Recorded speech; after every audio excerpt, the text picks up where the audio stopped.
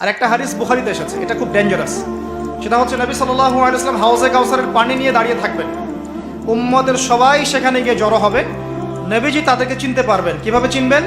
আমাদের অজুর অঙ্গগুলো চকচক করতে থাকবে, নবী সাল্লাল্লাহু আলাইহি ওয়াসাল্লাম পানি পান করাবেন, সুবহানাল্লাহ। সুম্মা ইউহালু বাইনি ওয়া বাইনাকুম বাইনাহুম, নবী সাল্লাল্লাহু আলাইহি ওয়াসাল্লাম বলছেন এরপরে আমার এবং তাদের মাঝখানে পর্দা পড়ে যাবে। এরপর নবী সাল্লাল্লাহু আলাইহি ওয়াসাল্লাম বলবেন ইন্নাহুম মিন্নি, তারা তো আমার উম্মত। কি জন্য পর্দা পড়ে গেল?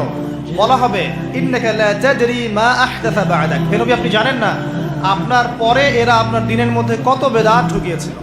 তখন নবী সাল্লাল্লাহু আলাইহি ওয়াসাল্লাম বলবেন সুহকান সুহকান লিমান গায়্যারা বা'দি, দূর হও দূর হও, দূর হয়ে যাও হতভাগার দল, যারা আমার পরে আমার শরীয়তকে পরিবর্তন করেছো।